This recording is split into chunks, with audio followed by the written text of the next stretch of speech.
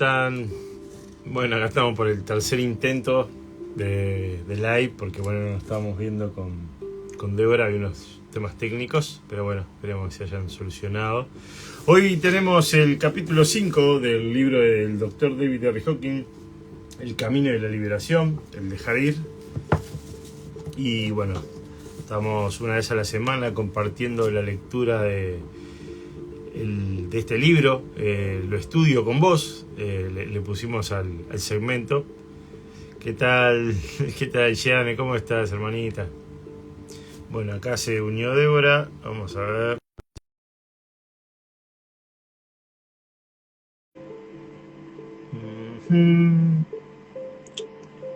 Y bueno, como le comentaba, vamos a estar haciendo un live, o sea, este live con la lectura, y luego de esta lectura, inmediatamente hacemos otro live hablando de los conceptos básicos de este capítulo del miedo. Hermana, ¿cómo estás? Bien, No me te ves. sigo, No me te ves. sigo imaginando. Perfecto. Evidentemente el Era. universo quiere que desarrolle la escucha, así que bueno, acá vamos. Exacto. Tomémosle siempre el lado positivo a todo esto. Vos me ves, ¿no? Así que, ¿No? O sea, si vos me ves, quiere decir que nos vemos sí, los dos. sí, te veo, sí, ahí. Perfecto. No sé si quienes están conectados nos pueden decir a ver si nos ven perfecto y si nos ven a los dos. Si Y yo te arran... veo, o sea, creo que sí. Sí, sí, vos, o sea, si uno de los dos no, nos vemos los dos, es Claro. porque sale bien. Así que genial. Así que bueno. ¿Cómo Eh, vamos? Se ven y se escuchan muy bien, dice acá Bruno. perfecto, Gracias, gracias, hermanito. Gracias. gracias. Bueno, Bueno, gracias a todos comenzamos los que entonces. se suman. Sí, gracias a los que se suman, a los que lo van a ver después y estudiar después. Así que Totalmente. yo, yo no te comenté, Maxi, pero quiero agradecer a una chica, ahora no tomé nota del nombre, una chica que en mi YouTube hizo todo el desenlace de lo que nosotros leímos en inglés, Mirá que bien. punto por punto. Después te voy a compartir captura de pantalla, me olvidé de comentarte. Qué Pero bueno, a la bueno. chica que se tomó esa molestia de hacer como un breve resumen de lo que fuimos leyendo punto por punto, Sí. o sea, como título por título, y en Un inglés lo regalo, puso todo. No, un no, regalo, una... un regalo, una Sí, hermosa sí, bendición. la verdad Eso que también, sí. ¿no? Tanto en el canal de YouTube de Débora como en el mío, subimos cada lectura, porque bueno, quien resuene ver el video desde allí va a poder adelantar, pausar, hacer Ujú. un Y que poco no más tiene de. Instagram. También, bueno, sí, que no. Le puede comentar a alguien, Ujú. porque. Así Bueno, que, bueno, comenzamos con el capítulo del miedo. Lindo sí. capítulo el día de hoy. Dice, el Ujú. doctor David Hawking nos dice, todos estamos familiarizados con las múltiples caras del miedo. Hemos sentido flotar libremente la ansiedad y el pánico. El miedo nos ha paralizado y congelado con las palpitaciones y la presión que lo acompaña. Las preocupaciones son miedos crónicos. La paranoia es su manifestación extrema. En la forma más leve del miedo simplemente nos sentimos incómodos. En las más graves nos volvemos asustadizos, cautelosos, tensos, tímidos, inexpresivos, supersticiosos, desconfiados, inseguros, temerosos y suplicaces. Nos sentimos bloqueados, a la defensiva, atrapados, amenazados, culpables y llenos de pánico escénico. Podemos tener miedo al dolor y al sufrimiento, a vivir, a amar, a la cercanía, al rechazo, al fracaso, a Dios, al infierno, a la condenación, a la pobreza, al ridículo y a la crítica, a estar atrapados, a la insuficiencia, al peligro, a la desaprobación, al aburrimiento, a la responsabilidad, a la toma de decisiones, a la autoridad, al castigo, al cambio, a la pérdida de seguridad, a la violencia, a perder el control, a los sentimientos, a la manipulación, a ser descubiertos, a las alturas, al sexo, a estar solos y ser responsables, y al propio miedo. Hay además otra causa de miedo de la que mucha gente es inconsciente, el miedo a las represalias. Este temor surge del deseo de esquivar devolver el golpe y atacar. A soltar el miedo, a menudo dirigimos nuestra ira hacia el propio objeto del miedo. La voluntad de soltar el miedo y superarlo nos eleva al siguiente nivel, que es la ira. Al afrontar esta combinación de sentimientos, de miedo, ira y entregarlos, llegamos instantáneamente al orgullo y al coraje. Muy bien, bueno, gracias a todos los que se van uniendo. Ahí continuamos. El miedo a hablar en público. Un excelente experimento es soltar el miedo al propio miedo. Cuando dejamos de estar preocupados por el temor, nos damos cuenta de que solo un sentimiento. De hecho, es mucho más tolerable que la depresión. Sorprendentemente, la persona que ha sufrido una depresión profunda da la bienvenida al resurgir del miedo. Es mejor sentir temor que desesperanza. Para entender cómo se refuerza a sí mismo, tenemos que examinar otra de las leyes de la conciencia. Lo que uno mantiene en su mente tiende a manifestarse. Cualquier pensamiento que alberguemos de manera consistente en la mente y al que le demos energía, tendrá a manifestarse en nuestra vida. Por lo tanto, el miedo engendra pensamientos temerosos. Cuanto más mantengamos estos pensamientos en la mente, más probable es que ocurra el acontecimiento temido, lo que a su vez refuerza el miedo. Cuando era médico residente, sentía miedo a hablar en público. En cuanto pensaba en ponerme de pie delante de mis colegas para presentar el caso de un paciente, la voz me fallaba de puro susto. Al mantener este miedo como era inevitable, surgió la situación de tener que presentar un caso en una reunión del personal. Después de leer algunos párrafos del historial clínico, mi voz comenzó a fallar y a debilitarse, y finalmente desapareció. El miedo que tenía en mi mente se hizo realidad, y por supuesto, eso reforzó el temor a hablar en público, y provocó apatía con respecto a ello. A partir de entonces, durante muchos años, operó el sistema de creencias limitante. No puedo hablar en público, no soy orador.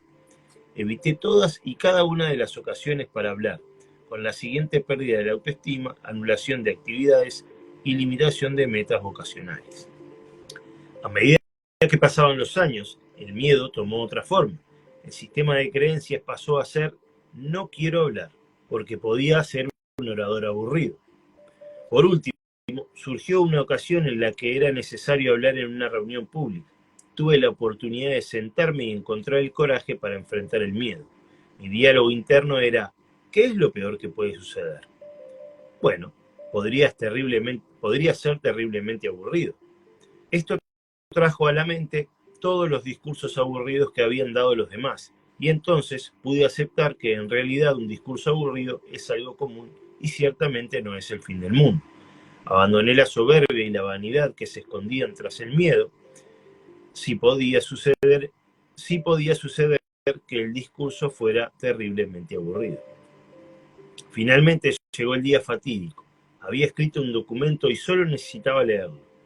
Habría sido mucho más interesante improvisar, pero como había reconocido y aceptado el miedo, escribí el discurso con anterioridad. Llegó el momento de subir al podio y a pesar del miedo y de leer un discurso en un tono muy plano, logré la hazaña. Después algunos amigos me dijeron, técnicamente ha sido un buen discurso, pero chicos, sin duda que ha sido aburrido. Sin embargo, a mi yo interior no le importaba. Estaba entusiasmado por haber tenido el coraje y la aceptación necesarias para enfrentar la situación. El hecho de que hubiera sido aburrido era irrelevante. Lo importante era que lo había hecho. Mi autoestima aumentó por haber superado el miedo y la inhibición. Ya no tenían que evitar las charlas. De hecho, desarrollé el hábito de comenzar todas las presentaciones con una advertencia al público. Soy uno de los oradores más aburridos del mundo. Y de hecho, puedo ser bastante tedioso. Sorprendentemente, esto provocaba la risa de la audiencia. Esas risas significaban la aceptación de nuestra humanidad común, por lo que los temores desaparecían. Descubrí que el humor es valioso para hablar en público. Es una manera de ser uno con la audiencia y de descubrir su compasión. Una vez que nos unimos a ellos en la compasión, podemos sentir su aliento y su ánimo.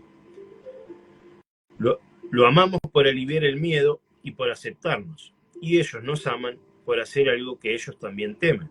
Cuando se realiza esta evolución de los niveles de la emoción, se disfruta de hablar en público. Nos damos cuenta de que una parte de la mente puede ser muy divertida cuando se presenta la ocasión. Con el tiempo y la completa entrega dejé de leer discursos preparados y empecé a improvisar. Con la experiencia, mis discursos fueron mejorando, lo que dio lugar a nuevas invitaciones, a dar conferencias. Aparecí en programas de televisión y otros medios de comunicación nacionales.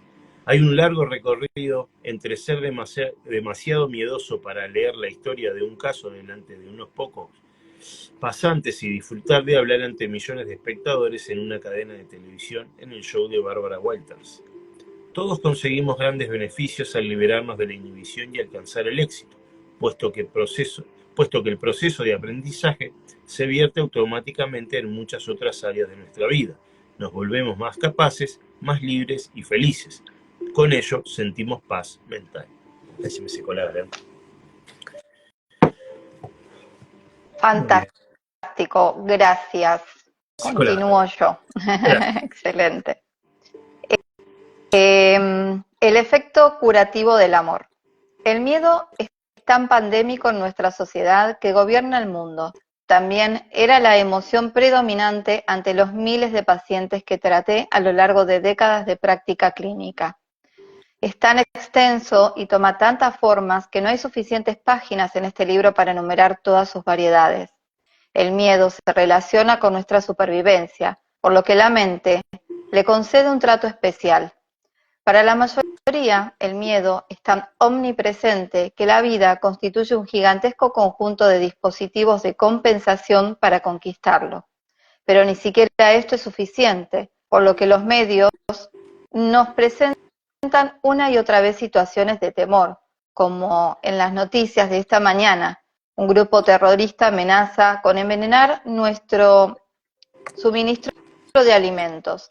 Este tipo de titulares es constante, como si quisieran dar a la mente más oportunidades para dominar la más temida de todas las emociones. Como dice la letra de una canción, estamos atrapados entre el miedo a vivir y el miedo a morir. Cuando todos los dispositivos compensatorios de la mente fallan y el miedo se convierte en la conciencia con ataques de ansiedad o fobias evidentes, etiquetamos a las personas diciendo que padecen una neurosis de ansiedad. Cabe destacar que el Valium es uno de los fármacos más vendidos en Occidente. Los miedos tienden a aumentar. Así, el típico paciente con fobias muestra una extensión progresiva del miedo a cada vez más ámbitos de su vida, que le restringe más su actividad y, en casos severos, lo conduce a una inmovilización total. Este fue el caso de una paciente llamada Betty. Betty tenía 34 años, pero parecía mucho mayor porque estaba delgada y demacrada. Entró en la consulta completamente cargada de bolsas de papel, en las que había más de 56 preparaciones diferentes de tiendas naturistas, vitaminas, suplementos nutricionales y comida especial. Su miedo había comenzado como una fobia a los gérmenes y pronto todo a su alrededor parecía estar contaminado por ellos. Su miedo a contraer enfermedades contagiosas había evolucionado hacia el miedo al cáncer. Creía cada historia terrible que leía, de modo que temía consumir cualquier alimento. Tenía miedo del aire que respiraba y de que la luz del sol entrara en contacto con su piel. Llevaba ropa clara porque tenía miedo de los tintes textiles. En la consulta no se sentaba porque tenía miedo de que la silla pudiera estar contaminada. Cada vez que necesitaba una receta, pedía que fuera escrita en un talonario de recetas que no hubiera sido tocado. Además, quería arrancar la página del talonario de ella misma. No quería que yo la tocara por si portaba los gérmenes del último paciente al que había dado la mano. Llevaba guantes blancos en todo momento. Me pidió ser tratada por teléfono, ya que tenía demasiado miedo como para volver a hacer el viaje a la consulta. Al semana siguiente, por teléfono, me dijo que llamaba desde su casa porque ahora tenía miedo a salir, a salir a la calle. Temía a los ladrones, a los violadores y a la contaminación del aire. Al mismo tiempo, tenía miedo a empeorar si se quedaba en la cama y para agravar todos sus otros temores, temía estar perdiendo la cabeza. La preocupaba que la medicación no la ayudara y que pudiera tener efectos secundarios, pero la preocupaba no tomarla por miedo a no mejorar. Pero ahora tenía miedo de ahogarse con las píldoras y había dejado de tomarlas, incluso las del herbolario. Sus temores eran tan paralizantes que cada acción terapéutica quedaba totalmente bloqueada. No me permitía hablar con su familia. Tenía miedo de que se enteraran de que estaba visitando a un psiquiatra y que pensaran que estaba loca. Yo estaba totalmente desconcertado y atormenté mi cerebro durante semanas pensando cómo podía ayudarla. Al final, la dejé ir. Experimenté el alivio de la entrega total. No hay absolutamente nada que yo pueda hacer para ayudarla. Lo único que me queda por hacer es amarla. Y eso fue lo que hice. Solo pensaba en ella con amor y con frecuencia le enviaba pensamientos cariñosos. Le di todo el amor que pude cuando hablábamos por teléfono y finalmente, después de un par de meses de terapia de amor, ella mejoró lo suficiente como para venir a la consulta. A medida que pasaba el tiempo, mejoró y sus miedos e inhibiciones comenzaron a disminuir, aunque nunca tuvo ninguna comprensión. Le daba demasiado miedo hablar de cuestiones psicológicas. Decía así que durante los meses y años de tratamiento, lo único que hice fue amarla. Este caso ilustra un concepto que hemos presentado en el capítulo sobre la apatía. Una vibración más elevada, como la del amor, tiene un efecto curativo sobre la vibración más baja, que es en el caso de esta paciente, que en el caso de esta paciente era el miedo. Este amor es un mecanismo de reafirmación. Muy a menudo podemos calmar los temores de otra persona con nuestra mera presencia física y mediante la energía cariñosa que le proyectamos y con la que la envolvemos. No es lo que decimos, sino nuestra presencia la que tiene el efecto curativo. He aquí otra de las leyes de la conciencia. El amor cura el miedo. Este es el tema central de una serie de libros escritos por el psiquiatra Jerry Jampolsky, como Amar es liberarse del miedo. Fue también la base para la sanación en el Centro de Curación por las Actitudes en Manset, Long Island, del que fui fundador y consejero médico. La curación de las actitudes aborda la interacción entre pacientes con enfermedades muy graves o mortales, y el proceso de curación consiste en soltar el miedo y reemplazarlo por el amor. Este es el mecanismo de curación demostrado por los grandes santos y sanadores iluminados, cuya mera presencia tiene el poder de curar debido a la intensa vibración de amor que irradian. Este poder sanador, que es la base de la curación espiritual, también se transmite por los pensamientos amorosos. Multitud de personas a lo largo de la historia se han curado únicamente con este tipo de amor. A la Madre Teresa se le atribuye la curación de un gran número de personas que este mismo mecanismo del amor incondicional y la presencia iluminada. A quienes no estén familiarizados con las leyes de la conciencia, este tipo de curas les parece milagroso. Pero para los que la conocen, se trata de fenómenos comunes y esperables. Los niveles elevados de conciencia por sí mismos son capaces de sanar, transformar e iluminar a otros. El valor del mecanismo de la entrega consiste en que al soltar las barreras al amor, la capacidad de amar aumenta progresivamente y la energía amorosa tiene la capacidad de sanarnos y sanar a los demás. El único inconveniente de este tipo de curaciones es que suelen mantenerse mientras se está próximo a una persona capaz de irradiar altos niveles de amor, pero la enfermedad vuelve cuando se deja de estar en esa presencia, a menos que el propio enfermo haya aprendido a elevar su nivel de conciencia. Bueno, podría decir, si enviar pensamientos de amor tiene tan poder sanador, ¿por qué los hospitales están llenos de enfermos con familias solícitas? ¿Por qué el amor de la familia no cura al paciente? La respuesta está en el tipo de pensamiento que la familia envía al paciente. Si las examinamos, verás que son principalmente pensamientos de angustia y de miedo, y acompañados de culpa y ambivalencia. Podríamos imaginar el amor como la luz del sol y los pensamientos negativos como las nubes. Nuestro yo superior es como el sol, pero todos los pensamientos negativos, las dudas, los miedos, los enfados y los resentimientos atenúan esa luz que al final llega a través de ellos muy debilitada. Fue Jesucristo quien dijo que todos nosotros, por la fe, tenemos potencialmente el poder de curar. El santo o la persona de conciencia elevada es por definición alguien que ha eliminado las nubes de la negatividad e irradia completamente el poder curativo del sol.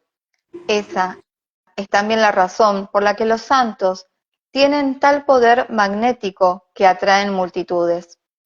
Por ejemplo, en el cumpleaños del fallecido santo indio Sri Ramana Maharaji, perdón, me tocó a mí leerlo, no se vale, bueno, Maharaji, o como se pronuncie, había 28.000 personas de pie bajo el sofocante sol tropical, hombro con hombro, como un solo hombre, para celebrar su presencia y desearle lo mejor. A medida que abandonamos sistemáticamente nuestros temores y resistencias y los entregamos, la energía atada al miedo se vuelve disponible para brillar como energía de amor. Por tanto, el amor incondicional tiene el máximo poder, que es el poder de los santos famosos. El amor incondicional también es el poder de la madre y el padre, cuya presencia es esencial para el aprendizaje del amor en los niños mientras crecen. Sigmund Freud observó que los más afortunados que no pueden pasar, observó que lo más afortunado que nos puede pasar es ser hijos predilectos de nuestras madres. ¿Qué pasa con aquellos que no tuvimos la feliz experiencia de ser rociados con amor incondicional mientras crecíamos? Existe la creencia generalizada de que si no tuvimos esta experiencia, de alguna manera estamos lisiados o con cicatrices perennes. En realidad no es así. Una persona que ha experimentado mucho amor en sus primeros años de vida tiene menos miedos y un comienzo favorable, pero el amor es inherente a todos. Por la naturaleza misma de nuestro ser y por la de la energía vital que fluye a través de nosotros y nos capacita para respirar y pensar, todos tenemos el mismo nivel de vibración del amor. Si al buscar en nosotros vemos que hemos permitido que amplios temores bloqueen la experiencia de nuestra propia naturaleza, podemos redescubrir el amor utilizando el mecanismo de entrega y soltando las nubes de negatividad. Al redescubrir este amor en nuestro interior, encontramos la verdadera fuente de la felicidad. Gracias, hermanita. Bueno, continuamos. Apoderarse de la sombra. Uno de los bloqueos que impide el desarrollo emocional es el miedo a lo que se encuentra sepultado en el inconsciente. Carl Jung llamó la sombra a esa zona que no estamos dispuestos a ver y de la que no queremos apropiarnos. Dijo que el yo no puede ser sano y pleno a menos que se vea y se reconozca la sombra. Esto significa que sepultado dentro de cada uno, en lo que Carl Jung decía, llamó el inconsciente colectivo. Está todo lo que nos gusta admitir sobre uno mismo. El humano medio, dijo, prefiere proyectar su sombra sobre el mundo, condenarla y verla como el mal, pensando que su problema es combatir el mal y en el mundo. En realidad, el problema no es otro que reconocer la presencia de tales pensamientos e impulsos en uno mismo. Al reconocerlos, se vuelven silenciosos y ya no nos dominan inconscientemente. Al examinar nuestros miedos a lo desconocido, que en realidad son temores a lo que hay en las profundidades del inconsciente, es útil tener el sentido del humor. Una vez vista y reconocida la sombra, ya no tiene ningún poder. De hecho, solo nuestro miedo a esos pensamientos e impulsos le da algún poder. Cuando nos familiaricemos con nuestra sombra, ya no tendremos que proyectar nuestros temores sobre el mundo y se evaporarán rápidamente. ¿Por qué son tan atractivas las interminables series de televisión que retratan todo tipo de delitos? El atractivo se debe a que se representan en la pantalla, donde no hay peligro, todas las fantasías inconscientes y prohibidas de la propia psique. Cuando estamos dispuestos a ver las acciones de la pantalla en nuestras propias mentes, donde realmente se originan, la atracción de ese entretenimiento desaparece. Las personas que han reconocido el contenido de su propia sombra no tienen ningún interés en el crimen, la violencia ni los terribles desastres. Uno de los obstáculos para familiarizarse con los temores de la propia mente es el miedo a las opiniones de los demás. El deseo de la aprobación recorre nuestras mentes en una fantasía constante.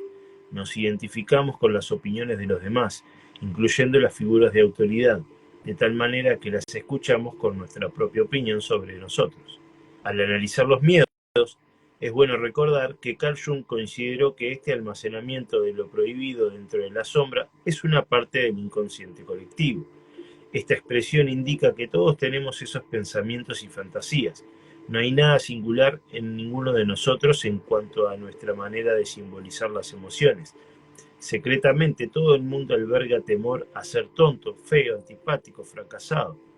La mente inconsciente no está bien educada, piensa en conceptos vulgares. Cuando piensas en la frase muerte al vagabundo, el inconsciente quiere decir eso literalmente. Mira profundamente dentro de ti mismo la próxima vez que alguien interrumpa el tráfico e imagina lo que realmente le harías a esa persona si fueras estrictamente honesto contigo mismo y no censuraras las imágenes que te vienen de la mente. Te gustaría echarlo de la carretera, ¿no? Pulverizarlo, tirarlo del precipicio, ¿no es cierto? Así es como piensa el inconsciente. El sentido del humor es sutil porque una vez que nos fijamos en estas imágenes resultan cómicas. No hay nada malo en ellas, simplemente el inconsciente trata las imágenes así. No quiere decir que seas una mala persona ni que seas un criminal en potencia. Solo significa que has conseguido ser honesto y afrontar cómo actúa la mente animal humana a este nivel. No tiene sentido ser melodramático, autocrítico o trágico en relación con esto. El inconsciente es grosero e incivilizado.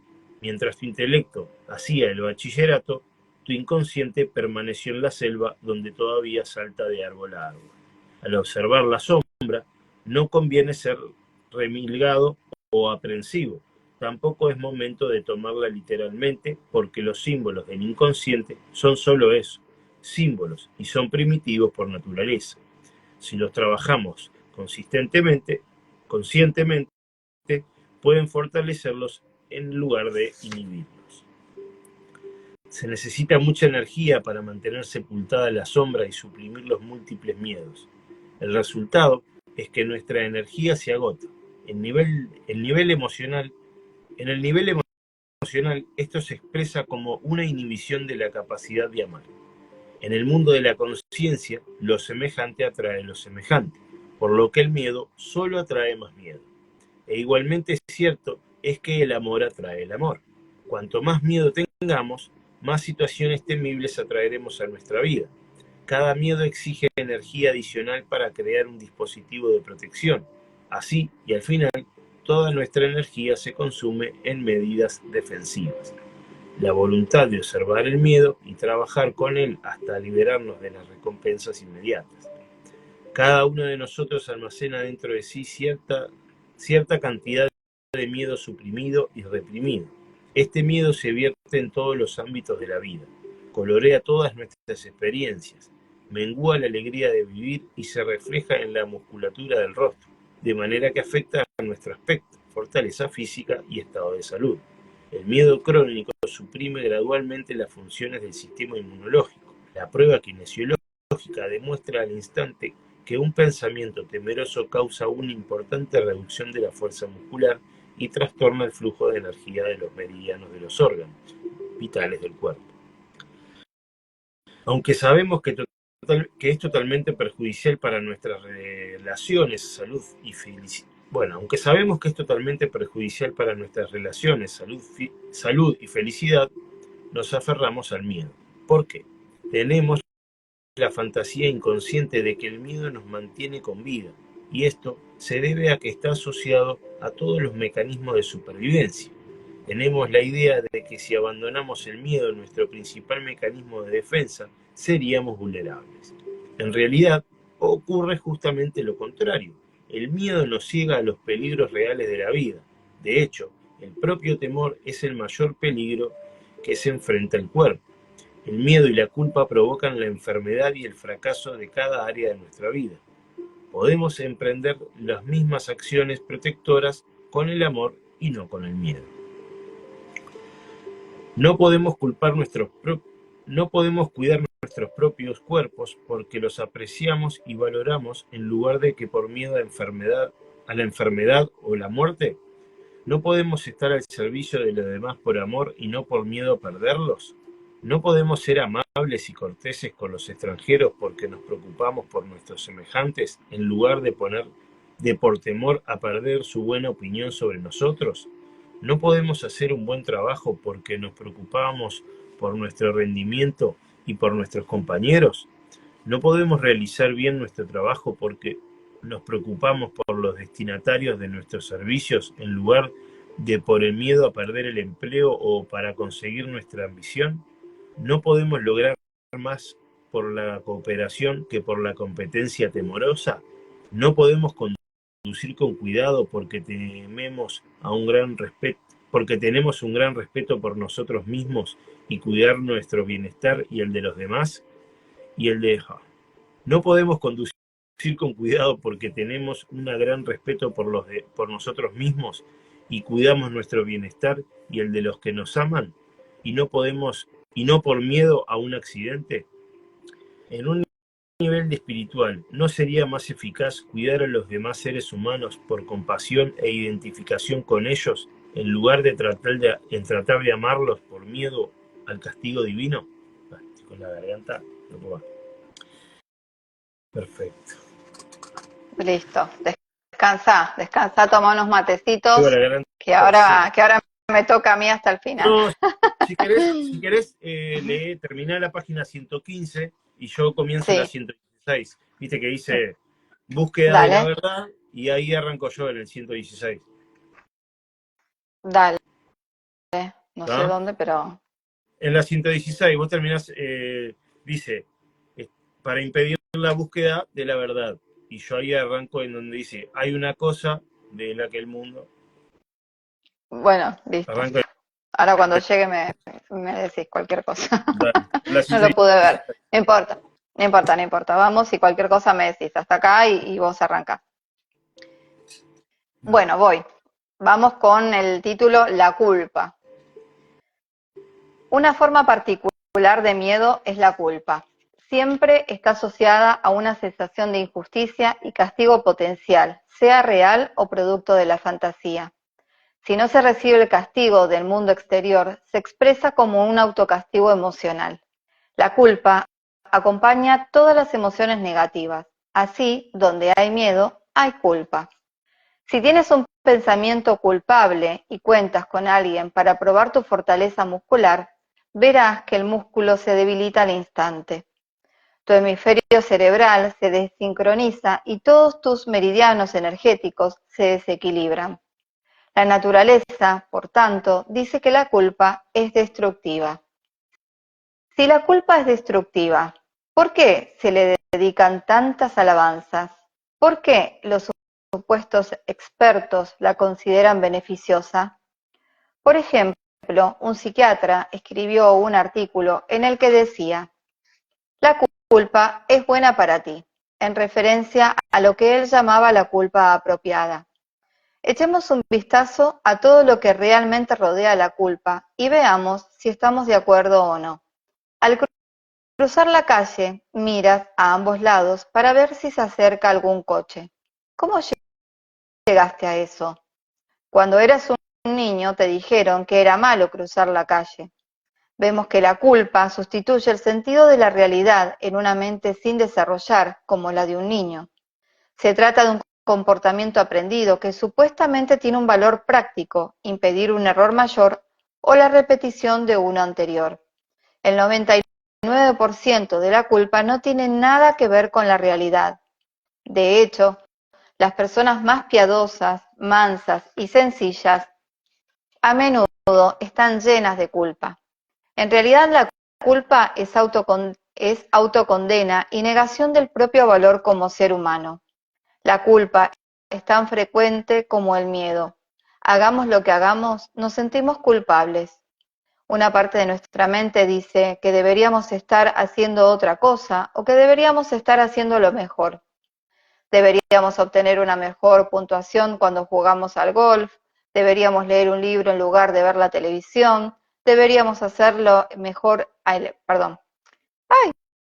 deberíamos hacer mejor el amor, cocinar mejor, correr más rápido, crecer más, ser más fuertes, más inteligentes, más educados. Entre el miedo a la vida y el miedo a la muerte está la culpa del momento. Tratamos de escapar de la culpa volviéndola inconsciente mediante la supresión, la represión, proyectándola en los demás y escapando. Sin embargo, ser inconscientes de la culpa, represión, no la resuelve.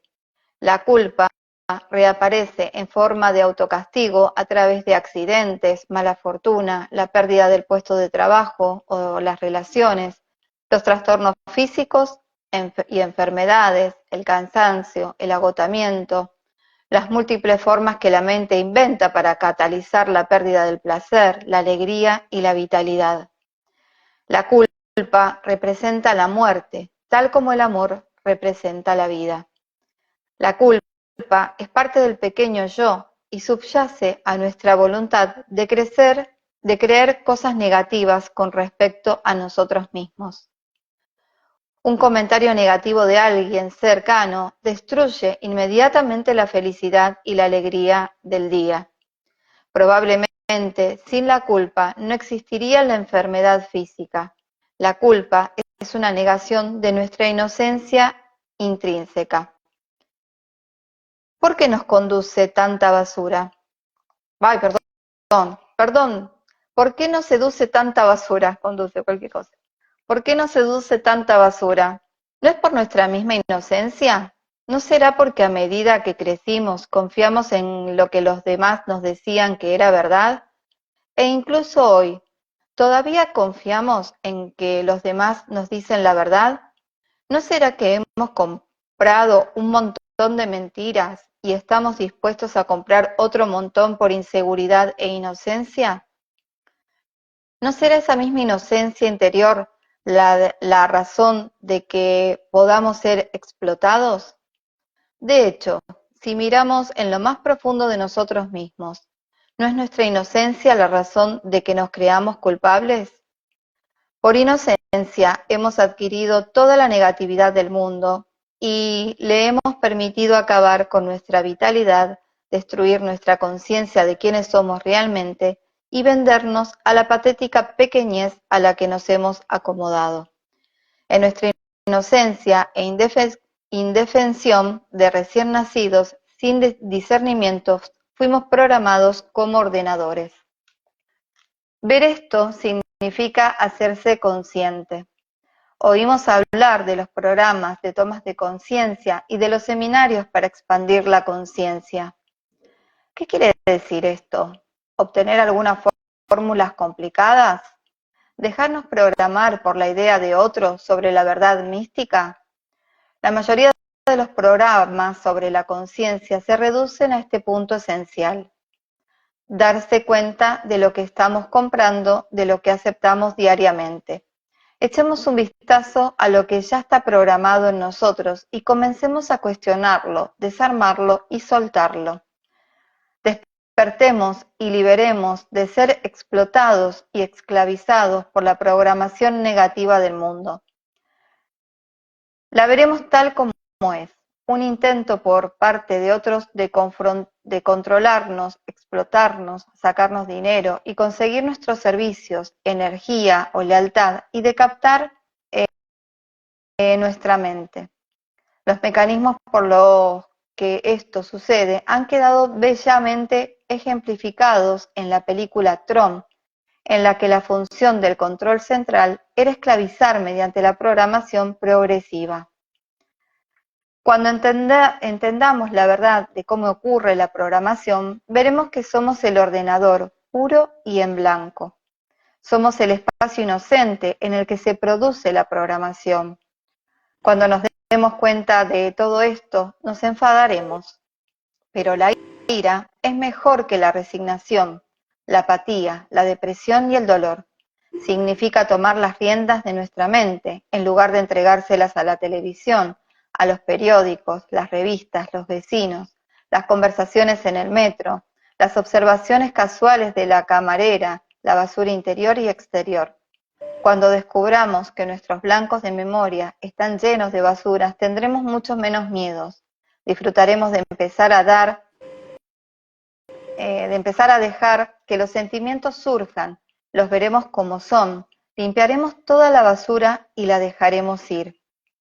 Una vez que miramos profundamente dentro de nosotros mismos y encontramos esa inocencia innata, dejamos de odiarnos, de condenarnos y de suscribirnos a la condena de los demás y a sus sutiles intentos de negar nuestro valor como seres humanos.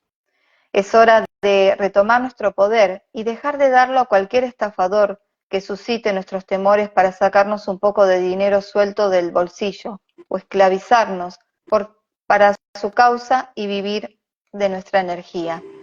Entonces será fácil alejarse de todo ese miedo porque tendremos el poder de elegir. Tememos que el viaje del descubrimiento interior nos lleve a una verdad terrible, horrible.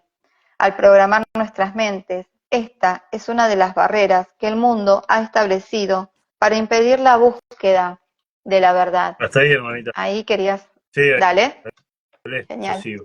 Hay una cosa de la que el mundo no quiere que nos enteremos, y es la verdad acerca de nosotros mismos. ¿Por qué? Porque entonces seremos libres. Ya no podremos ser controlados, manipulados, explotados, agotados, esclavizados, encarcelados, vilipendiados o desprovistos de nuestro poder. Por lo tanto, el viaje interior de descubrimiento está envuelto de un aura de misterio y premoniciones. ¿Cuál es la verdad acerca de este viaje? La verdad es que a medida que avancemos hacia el interior y descartemos una ilusión tras otra, una mentira tras otra, un programa negativo tras otra, nos volveremos más y más ligeros. La conciencia de la presencia del amor se hará cada vez más fuerte. Viviremos la vida con un esfuerzo cada vez menor. Desde el principio de los tiempos, los grandes maestros han dicho que hay que mirar adentro y encontrar la verdad, porque la verdad de lo que realmente somos nos hará libres. Si lo que vamos a encontrar dentro de nosotros mismos fuera algo de lo que es sentirnos culpables, algo podrido, malo y negativo, no nos habrían aconsejado mirar ahí, todos los maestros del mundo. Por el contrario, nos habrían dicho que lo evitáramos a toda costa. Descubriremos que todas las cosas que el mundo llama el mal están en la superficie, en la capa superior externa y delgada. Debajo de esos errores y malentendidos no estamos podridos, solo somos ignorantes. A medida que soltamos el miedo culpable y la energía que la acompaña, las enfermedades físicas y los síntomas comienzan a desaparecer. La capacidad de amarnos regresa en forma de un progresivo aumento de la autoestima y con ella viene la capacidad de amar a los demás. La liberación de la culpa desencadena una renovación de la energía vital. Esto puede observarse dramáticamente en muchas personas que se convierten a través de la experiencia religiosa. La repentina liberación de la culpa por miedo del mecanismo del perdón es responsable de miles de recuperaciones de enfermedades graves y avanzadas. Es irrelevante si estamos o no de acuerdo con el concepto religioso.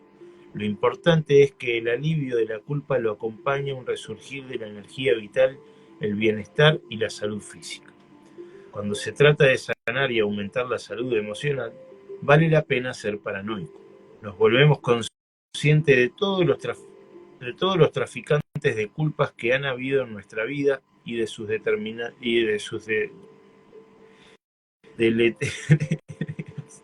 y sus deletéreas influencias. Bien, podemos preguntarnos si no lograríamos la misma motivación o comportamiento a partir del amor y no del temor y la culpa.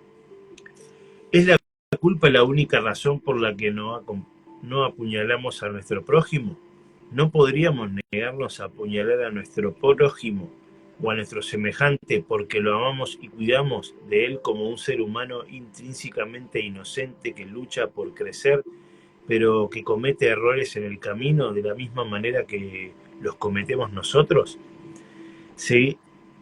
¿Seguiríamos más eficazmente las enseñanzas religiosas, cualquiera sean, si lo hiciéramos por amor y aprecio en lugar de por la culpa y el miedo? ¿Podemos preguntarnos para qué necesitamos la culpa? ¿Qué servicio podemos obtener de ella? ¿Somos tan miserables, estúpidos, que solo nos portamos bien por la culpa? ¿Somos tan inocentes, tan inconscientes? ¿No es posible que la consideración por los sentimientos de los demás reemplace la culpa como motivación para una conducta humana apropiada? Al examinar estas cuestiones y analizar sus orígenes sociales, vemos que la Edad Media está lejos de haber terminado. La Inquisición se ha limitado a adoptar formas nuevas y más sutiles de crueldad. Hemos adquirido sin saberlo un sistema de negatividad que actualmente recorre el planeta.